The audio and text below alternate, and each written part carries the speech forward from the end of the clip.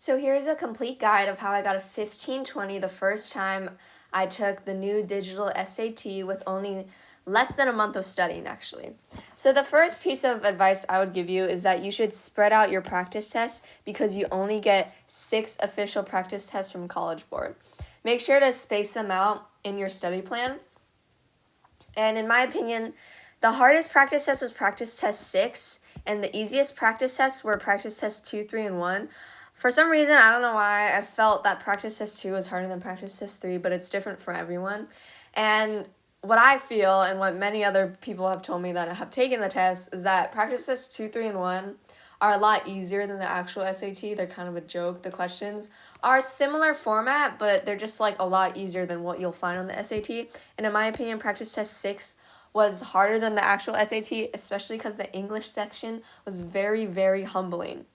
And something I would recommend after each practice test, whether it be from the 6 from College Board Blue Book app, and if you don't have Blue Book app, I would strongly recommend downloading it because that's where you'll find all these practice tests from College Board and practice materials from College Board and just SAT information in general. I would strongly recommend getting that as soon as possible once you register for the SAT.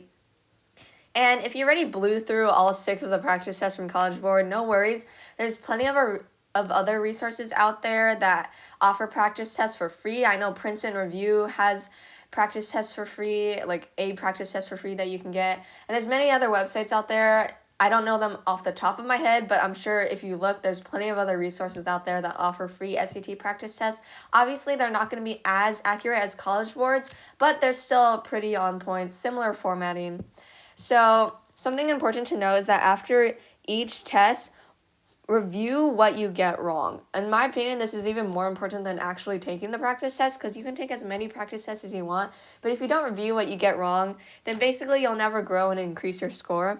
So what I would do is that after each test I would watch this YouTuber named Satel Tutoring. And I know when you get a question wrong on the Blue Book practice tests, it would give you like a long paragraph response of why you got it wrong. In my opinion, that's just really hard to read. I like watching videos of professionals like Satel, like the man who runs Satel Tutoring, dissect each question from the Blue Book practice test and explains step by step how he would approach each problem. He would give tips and tricks to each type of problem and just overall breaking down each question to make it really digestible and easy to kind of just comprehend. And he would do a really good job at explaining why each answer choice would be wrong. And I feel like his videos, just watching that, going how he would go through the practice tests, I feel like his videos, after doing all that, just increased my score by like 100 points, just that alone. And by the way, all the resources that I mentioned in this video, I'm not sponsored by any of them. These are resources that I actually tried or I've heard really great reviews from. So Satel Tutoring, I actually watched a lot of his videos. They're very helpful. I would strongly recommend checking them out. And I would strongly recommend watching his videos of how he breaks down each Blue Book practice test. So for reading, I'm going to tell you how I scored a 750, and for math, I'll tell you how I scored a 770, and both of them combined, I got a 1520 on the SAT. So for reading, I was really lacking in reading comprehension, and if you do a lot of research, I was doing a lot of research on reading materials and reading resources, and I came across Erica Meltzer's name a lot. She got a lot of great reviews. She's a big name in the SAT prep world, and she's very, very good at breaking down, kind of like how Satel Tutoring would, breaking down each reading comprehension question and just giving lots of tips and tricks of how to go about each question. And I feel like her information saved me a lot of time on the actual SAT because she gave me a lot of shortcut and basically gave a lot of shortcuts and a lot of hacks on how to like go about the SAT. I only used her complete guide to SAT reading for the digital SAT, but I know she has some other books like a workbook on writing, a workbook on grammar, but I only used her reading book. But I would strongly recommend, if you're struggling on grammar and writing, definitely check those out. And for grammar, because my grammar was also kind of lacking in the beginning, I used Khan Academy for grammar, and I also there's this research, there's this YouTuber named Risab Jain, and he has a grammar video. I believe it's called Every Grammar Concept That You Need to Know in like 15 minutes or something like that. But he would break down all all the grammar concepts that you need to really know for the SAT, that the grammar concepts that the SAT really targets. So these two resources definitely help me out in terms of grammar that help boost my score. Grammar is a really easy place where you can increase your score for reading. And my vocab was also lacking as well. Definitely reading is my weaker out of the two. Math, I'm definitely stronger in. So I would just Google some random Quizlets. Obviously, they have to be well rated. I'm not just gonna pull any Quizlet. Excuse me. I'm not just gonna pull any Quizlet out of the internet. They have to be above at least like 4.5 stars. I would just find a bunch of random Quizlets and Google lots of random SAT vocab word lists and just kind of memorize the definitions. Definitely, I would recommend doing one-word definitions or just like one-word synonyms because that'll help you rapid fire remember a lot more words quicker. It's easier to remember a word when it has a shorter definition compared to when it has like a super long definition. Then it's really harder to make that word stick and remember. So I probably remembered over 300 words. I probably learned over 300 words. I like cram studied. I definitely don't recommend doing that. I would definitely recommend spacing it out a little more. But it can be done if you put your mind to it, if you practice a lot, and definitely just limiting your definitions to 1 to 2 to 3 word synonyms. That definitely saves you a lot of time in memorizing vocab. So in terms of math, math was a little bit easier for me. I definitely had an advantage because I'm stronger in math.